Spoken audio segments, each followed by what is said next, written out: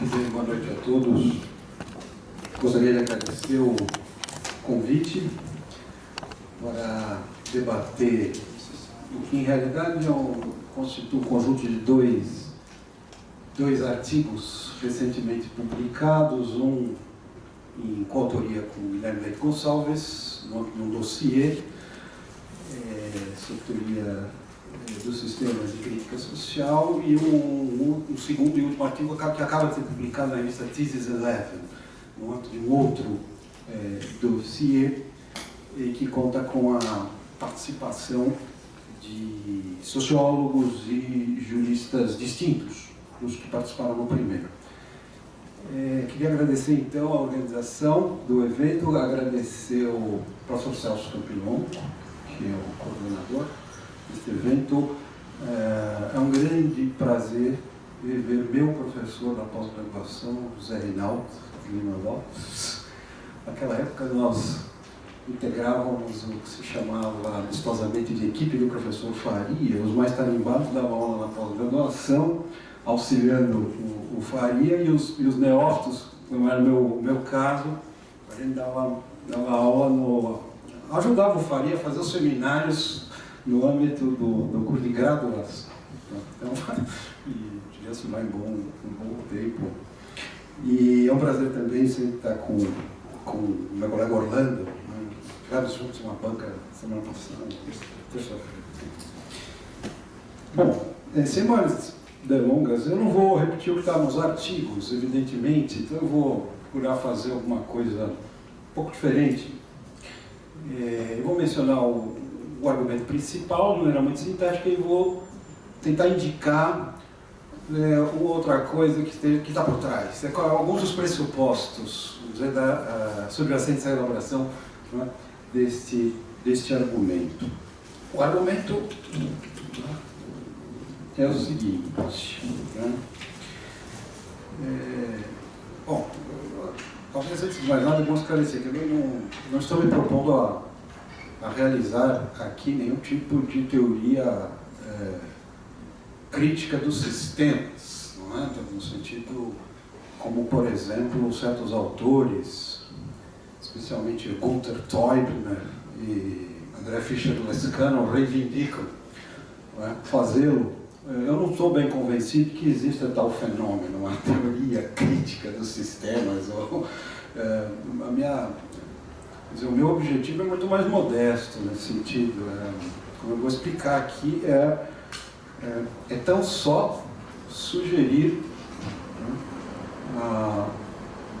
um esboço de argumento que indique a possibilidade de uma leitura adorniana, que se refere a alguns aspectos da obra do Theodor Adorno, especialmente do tipo de crítica que ele se propôs a fazer, né, de algumas categorias da teoria dos sistemas. Então, é disso que se trata, né? Uma espécie de olhar, né, adorniano lançado sobre alguns conceitos da teoria dos sistemas. Né?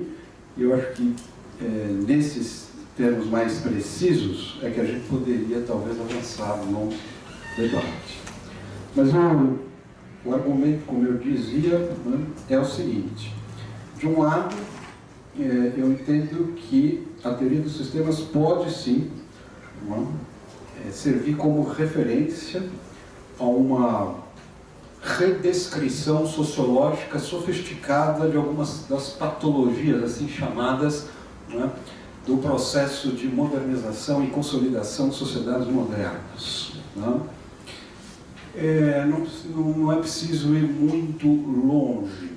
Numa chave aberta pelo Marx, e numa das poucas referências que eu conheço que o Luhmann faz ao Marx, ele diz, com todas as letras, que essa talvez tenha sido a contribuição mais importante de todos os clássicos da sociologia para o seu próprio trabalho, que o Marx teria visto antes de todo qualquer pensador, né, de envergadura, a tendência ao fechamento, né, de um sistema, evidentemente, no caso do Marx, um sistema econômico. Né? O Marx, ao descrever, sobretudo o Marx Maduro, o Marx do Capital, ao descrever o funcionamento do capital como um processo eminentemente tautológico, que se fecha sobre si mesmo, indiferente nesse sentido ao atendimento das necessidades humanas, etc., ao descrever, né, o que o Marx via como tendência catastrófica, cega e tautológica do desenvolvimento, né, do capital, o Luhmann vê aí uma primeira contribuição absolutamente decisiva. Isto, se não estiver completamente enganado, isto autorizaria pensar, pelo menos num primeiro nível, talvez mais parcial, digamos assim, mas pensar o funcionamento de inúmeros sistemas, não apenas o econômico, né, mas inúmeros sistemas como um funcionamento cego e tautológico, que acaba por acarretar uma série de desdobramentos, não é? Tendencialmente, potencialmente catastróficos para a sociedade contemporânea. Nós poderíamos pensar, então, não só um economicismo, mas nós podemos pensar um juridicismo cego para o ambiente social em que o direito opera, né? E tem toda uma tradição sociológica crítica do formalismo jurídico que vai nessa direção. Vamos pensar o cientificismo, o que mais vocês quiserem. Então, note, o que me parece extremamente interessante nessa possibilidade de leitura e apropriação da teoria do sistema, sobre algumas das suas categorias, e nesse caso, vamos dizer, com um certo fundamento, nessa própria observação do Luhmann sobre o Marx, então, vamos dizer, a possibilidade de a gente ver não apenas um fetichismo, né, para falar nos termos marxianos, não, mas vários fetichismos, se vocês quiserem. Um fetichismo jurídico, um fetichismo científico, tecnológico, além do célebre fetichismo da mercadoria, né, indicado, né, pelo filósofo alemão. Acho que esta é uma primeira possibilidade muito instigante, até onde eu sei, eu conheço uma análise que vai exatamente nessa direção, que é a análise do professor Bachur. Ao engano, ele estará aqui, né, com vocês na próxima semana. Ele tem uma aproximação em teoria dos sistemas, né, e o Marx, e dentre os aspectos mobilizados para fazer essa aproximação está justamente essa tendência de fundo do funcionamento cego e tautológico do sistema econômico. Esse, no entanto, não foi o caminho que eu tenho percorrido. Essa é uma possibilidade instigante, mas eu tenho percorrido uma outra direção. Então, sem descartar, evidentemente, a possibilidade, né, de nós examinarmos alguns processos da sociedade, né, contemporânea nesta chave. Salvo engano, o problema com essa interpretação, hoje, é de que ela desconsidera a radical desigualdade, no meu modo de ver, entre as possibilidades do funcionamento cego e tautológico do sistema econômico em relação a outros sistemas, né? Então, longe de haver uma simetria, parece haver uma grande assimetria no funcionamento de diferentes esferas da vida ou sistemas parciais, e assimetria que se expressaria, vamos dizer assim, uma tendência de espraiamento de categorias econômicas por toda a esfera social. Vou voltar a esse ponto, porque esse ponto é decisivo. Ou seja, talvez hoje nós estejamos vivenciando algo, por exemplo, o Polanyi teorizou brilhantemente no seu livro A Grande Transformação, que é uma espécie de desenraizamento do sistema econômico do ponto de vista dos controles políticos, democráticos e jurídicos instituídos, não é, a duras penas durante período de ouro do Estado regulador, do Estado social, né? no século XX.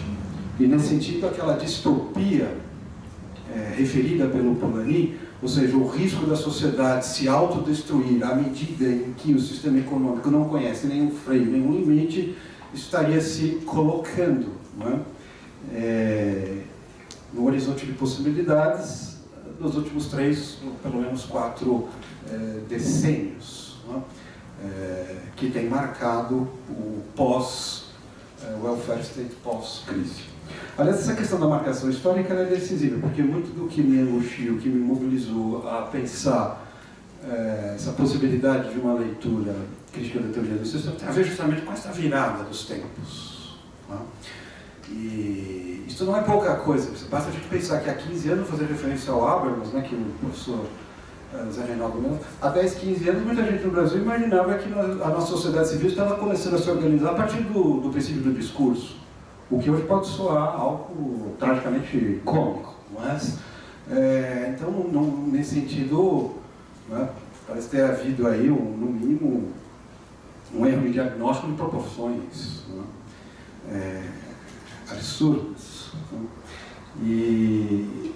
Então, essa questão da virada histórica, ela é absolutamente, né, decisiva, né? Não só nos países chamados de centrais ou industrializados, que tem historicamente no serviço de exemplo, mas também países da semi-periferia, países como o nosso.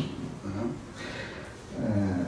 Em outras palavras, essa possibilidade de uma leitura crítica da teoria dos sistemas, no meu caso, ela só se abre a partir de uma determinada leitura específica desta virada histórica e uma tentativa de tirar consequências da crise do welfare, da democracia, da rede de direitos sociais e, no final das contas, a enorme crise porque vem passando no mundo inteiro o Estado de Direito.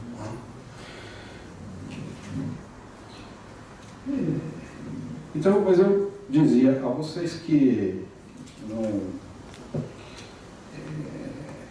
não me propus,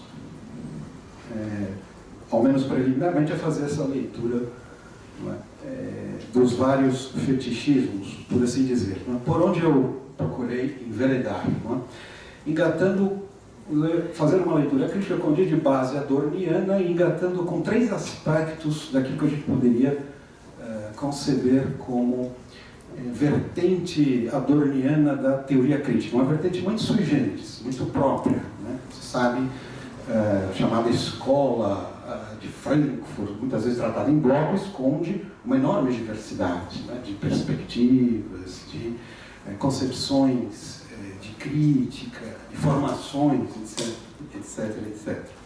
Então, no caso do Adorno, o modo pelo qual eu estou procurando uma aproximação, digamos, crítica em relação à teoria dos sistemas do Luhmann, tem a ver com 3 aspectos. Primeiro, a maneira como o Adorno concebe um conceito importantíssimo, mas dificílimo, porque evidentemente muito equívoco, plurívoco, é o conceito de ideologia. O Adorno formula ele formula e renova uma certa tradição de crítica da ideologia, de ideologia critique, não? Ele distingue ideologia em sentido fraco e em sentido, vamos dizer, forte ou mais enfático, não? Grandes produtos do espírito, se vocês quiserem, autores de grandes ideias, grandes filósofos, a tradição filosófica alemã, por exemplo, foi submetida a uma crítica de ideologia, por autores como Marx, não? E outros. São produtos muito refinados. Aqui, ideologia não tem nenhum sentido pejorativo. Isso é uma primeira dificuldade, porque sempre que se fala em ideologia, normalmente se pensa em termos pejorativos, aqui não vai nenhum sentido pejorativo.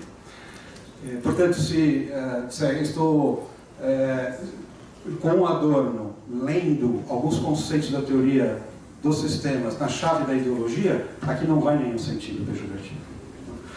Como o Adorno concebia, né, isso que eu estou tentando dizer a vocês, aqui a ideologia leva a sério, nas palavras do Adorno, O princípio de que o não verdadeiro não é a ideologia em si, mas a sua pretensão de coincidir com a realidade. A pretensão de coincidir com a realidade. Frequentemente, grandes construções conceituais e teóricas apontam para possibilidades de organização social. Mais das vezes não tematizam as condições materiais de possibilidade para realizar isto que está, de alguma maneira, ainda que involuntariamente, prometido nas construções conceituais, nas formulações conceituais. Então, a maneira como me aproximo da teoria dos sistemas é nessa direção. A autopoiese, no seu sentido mais rigoroso, parece esbarrar em cheio com uma sociedade de tendência neoliberal, economicista, colonizadora, como essa que nós estamos. Então, como você pensa a autonomia do sistema de saúde em tempos de Big Pharma, ou a indústria farmacêutica, em que os grandes laboratórios monopolizam a produção de saber na área da saúde, monopolizam a produção nos jornais, plantam publicações pseudocientíficas, né, nos principais jornais, e produzem o próprio conhecimento com base nas quais as ditas agências reguladoras, não tem condição de regular nada desse campo, vão regular o setor da saúde. Como é que se faz isso? Tá? Então, a ideia é extrair fricções, tensões entre o que está dito no conceito, como o conceito de autopoieses, e essas tendências, vamos dizer, sobretudo as tendências de economicização da vida social, que vem acompanhando a emergência da última, vamos dizer, da fase mais recente, né, de acumulação do processo de capital. Eu termino mais adiante retornando nesse ponto. Eu não quero me estender muito nessa exposição inicial, para depois a gente poder conversar mais. Mas esse conceito de ideologia é decisivo. Mas a ideologia não se põe apenas para produtos, né, sofisticados do espírito. Ao contrário, a ideologia também ela existe de maneira decisiva, fundamental, num ponto de vista mais fraco, uma acepção muito mais fraca. A ideologia pode funcionar como uma mera, vamos dizer assim, um mero elogio, uma mera celebração do status quo, ou daquilo que existe, daquilo que está posto. Tá? Isso, para o Adorno, não tem nada a ver, vamos dizer, com a primeira acepção de ideologia. Na primeira acepção, frequentemente, os conceitos, grandes conceitos, eles se põem em conflito com o que existe. Eles se põem em conflito, eles apontam para um além do presente. Eles indicam, em outras palavras, possibilidades de organização da vida social, o que mais seja. No sentido ralo, fraco, como é o caso da indústria cultural, que foi analisado, que constituiu o coração da análise adorniana, né, pós anos 40, 50, aí sim, aí é uma espécie de adesão imediata ao presente, não há conflito, não há tensão entre ideias e realidade.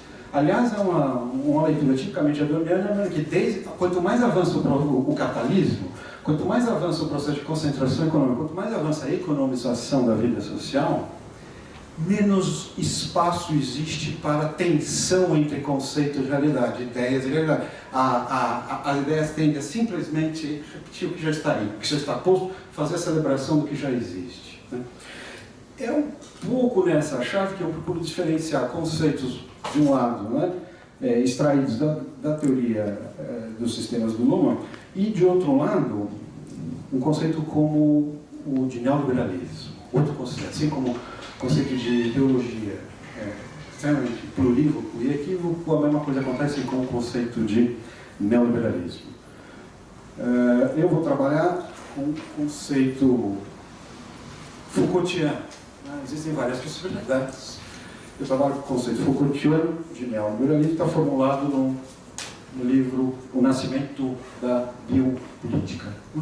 Ali o Foucault diz que o neoliberalismo constitui muito mais do que um simples receituário de políticas macroeconômicas, uma receita para a privatização, ou um consenso de Washington, o que quer que seja. O neoliberalismo é um novo modo de racionalidade eminentemente empresarial, que varre a sociedade de cima a baixo, do Estado ao indivíduo empreendedor, ao proverbial sujeito SA, que investe, por exemplo, em educação no sentido literal, não é? Que não faz inscrição em cursos, mas investimento em cursos que possam gerar um enhancement, não é, nas suas habilidades e competências e por aí vai. O Foucault está vendo isso em 1968.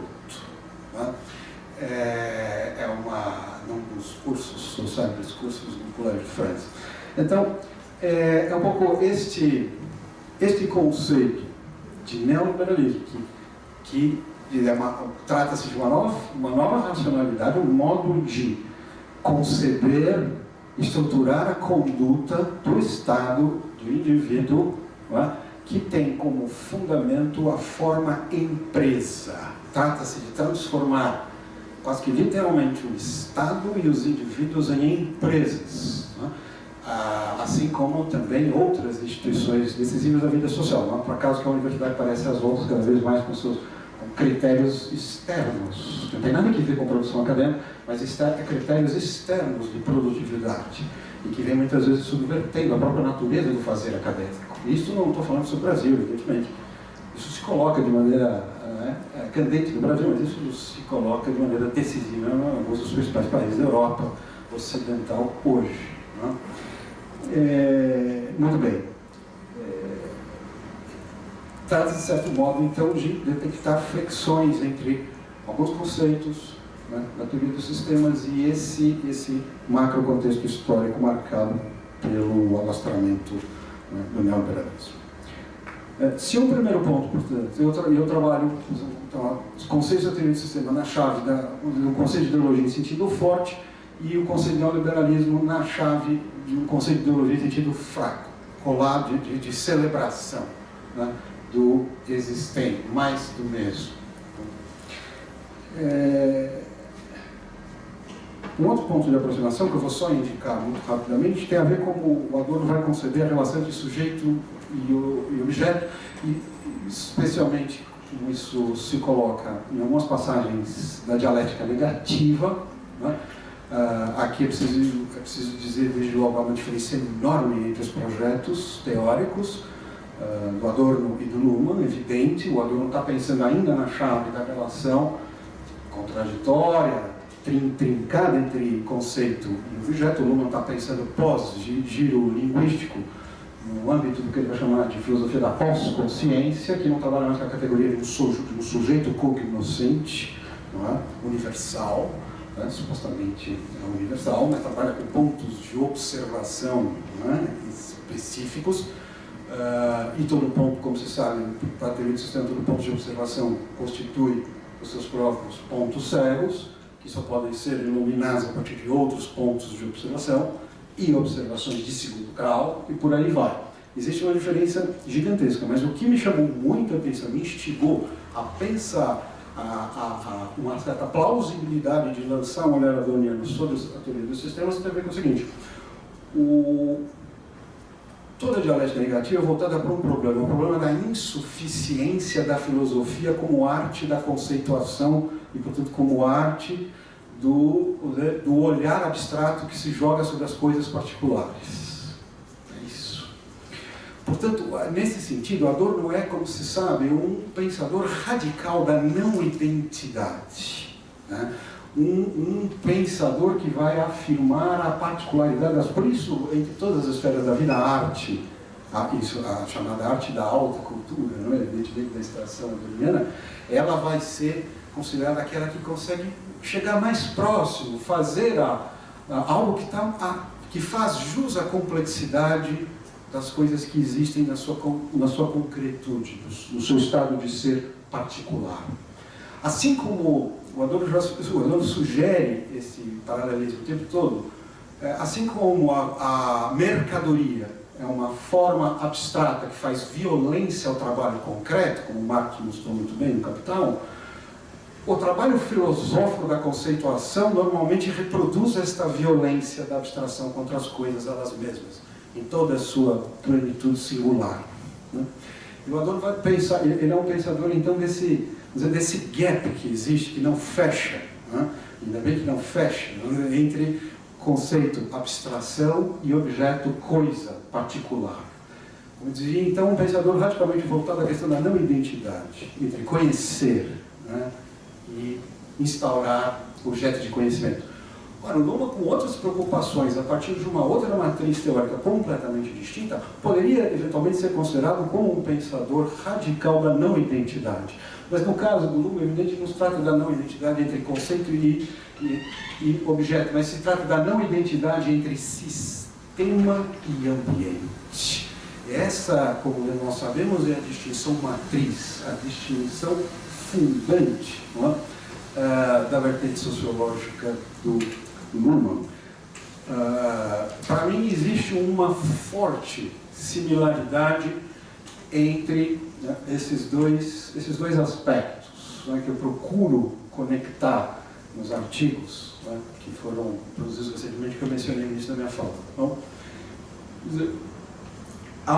parece haver um enorme ar de família na preocupação adorniana com a não-identidade entre conceito e objeto e a preocupação luhmanniana, a afirmação luhmanniana da não coincidência entre a abstração sistêmica e suas componentes, função, código, programa, toda a parafernália conceitual muito abstrata do Luhmann, né?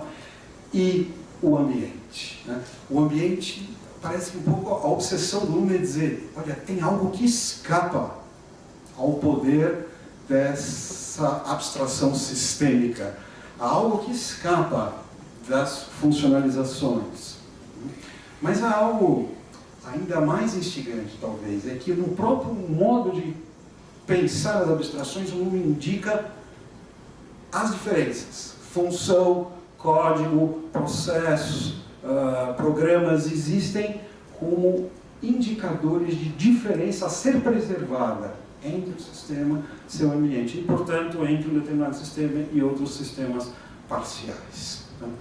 Em outras palavras, a obsessão adorniana pelo intrínseco, pelo particular das coisas, ela parece também estar presente num autor que procura indicar, em termos sociológicos, talvez o maior de todos do século XX, indicar o interno, né, que leva a sério o nível interno dos procedimentos de cada esfera da vida. Um pouco o que o Adorno fez com a música, né, fez com a esfera da arte, pensou procedimentos imanentes à esfera estética, como método para fazer crítica social.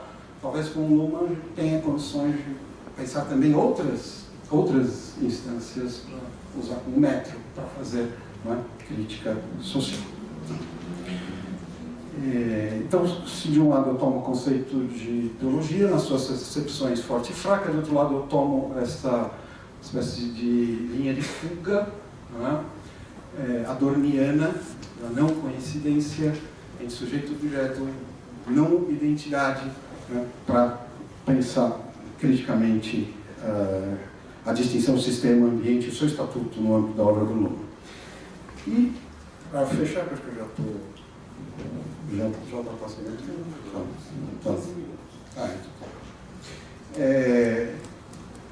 A questão do neoliberalismo, né, que eu disse que eu ia fechar com esta questão.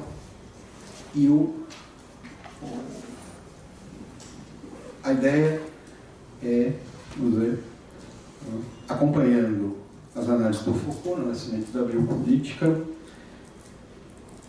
pensar o neoliberalismo como uma espécie de negativo da ênfase que o Luhmann põe na autonomia de cada sistema parcial. É evidente que, saindo do plano abstrato, são análises empíricas que vão poder jogar luz sobre a plausibilidade ou não desta proposta de leitura e apropriação da teoria dos sistemas, ou seja, são análises que, ao tratar do sistema de educação, procurem verificar como as reformas, por exemplo, da universidade nos últimos 30 ou 40 anos, podem ou não estar pondo em risco a função do sistema de educação, os procedimentos internos à atividade de lecionar e pesquisar. Não é? A obrigação, por exemplo, de docentes de angariar recursos como um critério de aferição da sua produtividade e uma condição para o progresso na carreira docente, como vem acontecendo em inúmeras instituições, né? Em especial na área das ciências ditas humanas ou sociais. Que consequências isso pode ter, né, do ponto de vista, né, da relação professor-aluno?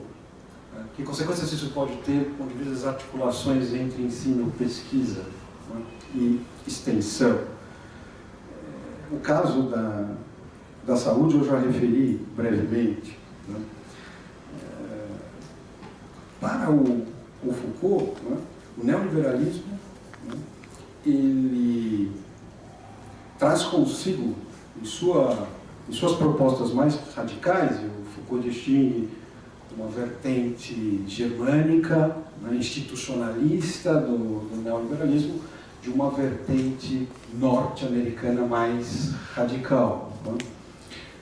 Especialmente nesta vertente norte-americana, né, radical, que se visa, vamos dizer, o espraiamento da forma empresa por distintas esferas da vida social. E, segundo então, o Foucault, né, o mercado deixa de ser um princípio de limitação da atividade do Estado, né, e, ao contrário, passa a ser cada vez mais um princípio interno de programação do Estado. Né?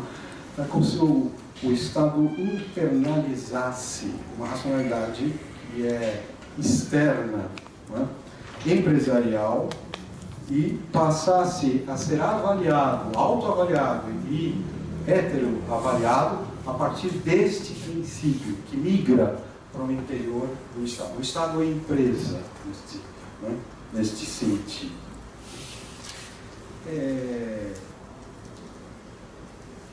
Então, neste sentido também, é preciso notar que se o neoliberalismo não corresponde a uma mera limitação da esfera de atuação do Estado, ele não equivale de maneira nenhuma à ideia de um Estado fraco ou de um Estado enxuto, pequeno, frugal, né?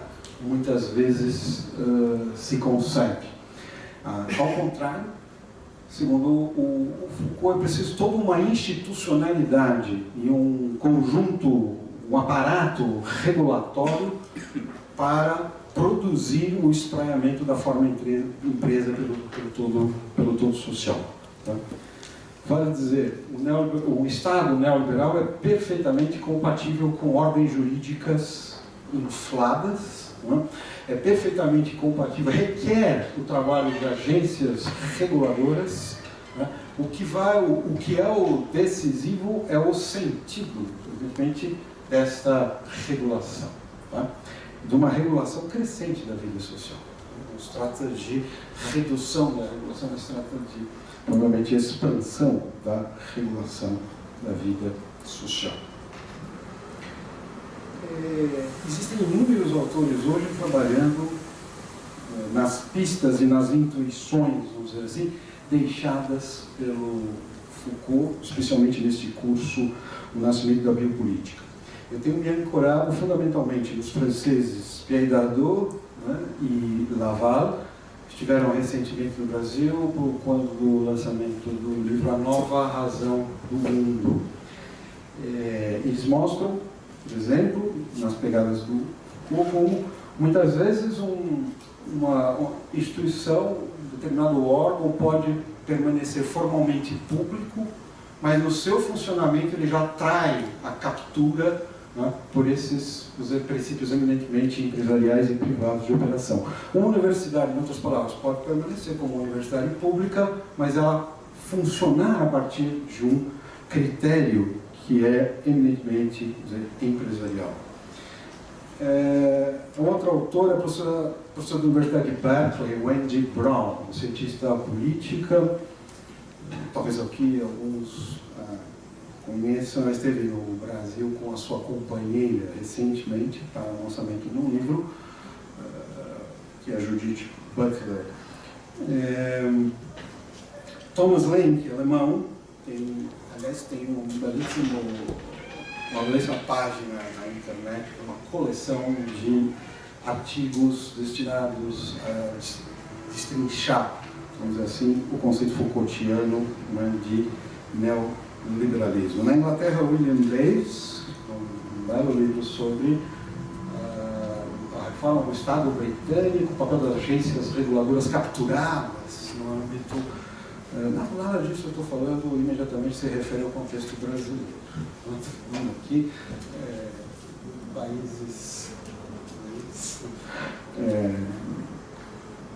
que provavelmente não ofereçam tanta resistência a essas tendências de colonização como a sociedade brasileira.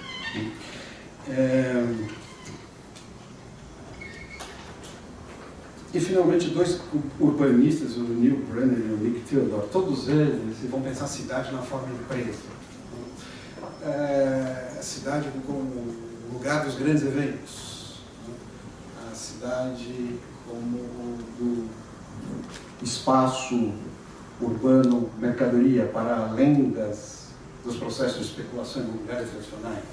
Conhece? E assim por diante. Então tem todo vamos dizer, um conjunto de autores que vão se colocar essa tarefa de pensar na esteira, né, da reflexão Foucaultiana. Para fechar, então, por que insistir num rendimento crítico de certos conceitos da teoria dos sistemas?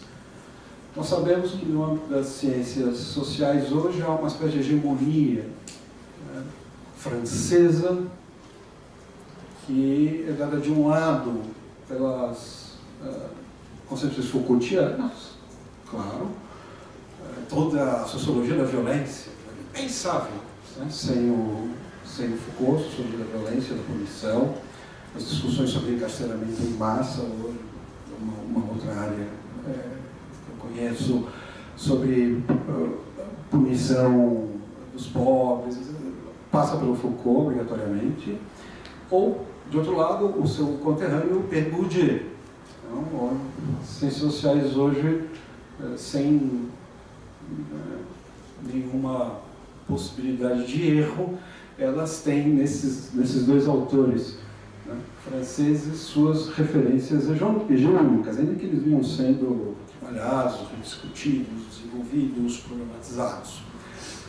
De um lado, a ênfase, vamos dizer, na questão, como a gente sabe, Foucaultiana por excelência, dos saberes-poderes, no intrincamento entre produção de saber e difusão de poder, pelos mais diversos campos da vida social, o que significa que as análises Foucaultianas frequentemente já partem do pressuposto de que há algo que corta a sociedade de cima a baixo, né?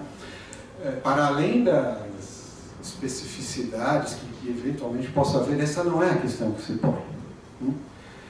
Já do outro ponto, do ponto de vista bourdieusiano, né, como se sabe, a ênfase recai sobre espaços semi-autônomos, como o autor os caracteriza, esferas da vida social distintas, os campos, não é? Tal como eles são caracterizados por Bourdieu, mas no conceito de campos do Bourdieu entra fundamentalmente as lutas internas, intestinas, que diferentes estratégias de atores fazem valer para sua ascensão e domínio no interior de um determinado campo. O que parece faltar aí? Seja, portanto, no lado da vertente Foucaultiana, do caráter transversal da articulação saber-poder, seja do ponto de vista bourdieusiano dos campos semi-autônomos. Não há pergunta pelo sentido e pela racionalidade específica que move, não é, distintas esferas. Não é? Lembrando que o grande sociólogo, o clássico por excelência da pergunta pelo sentido, a pôs no âmbito da agência individual, da subjetividade, Max Weber. A grande sociologia da ação social foi no Weber, e ele avançou a tal ponto, até chegar a falar na existência da legalidade, ou na pretensão à legalidade própria de cada esfera de sentido. Aí me parece que justamente aí que se nós poderíamos ver um entroncamento de uma sociologia, não é? Como a Luhmanniana, né, que vai pôr no centro das preocupações, da sua reflexão, com toda a sua, vamos dizer, seriedade, a questão do sentido de cada esfera. Isso não parece, salvo engano, estar presente nem no âmbito da tradição Foucaultiana, não sei, muito marginalmente, nem no âmbito da tradição francesa burguesiana. E isso está no centro das reflexões do Adorno. Toda a reflexão crítico-estética adorniana é pelo sentido da arte, o que é arte autônoma, que pedágio a arte autônoma tem que pagar no âmbito de uma sociedade com baixíssima autonomia, seja de esferas, seja dos indivíduos, ao simplesmente levantar a possibilidade de existir de forma autônoma. Né? E talvez algumas dessas perguntas e preocupações do Adorno pudessem nos auxiliar a fazer uma leitura de um cenário, concordo plenamente com tudo que o Zé Reinaldo falou, um cenário absolutamente desolador e catastrófico, que está no nosso, bem diante da gente, não é só no Brasil. Mas é isso, estou à disposição para a gente poder discutir. Muito obrigado.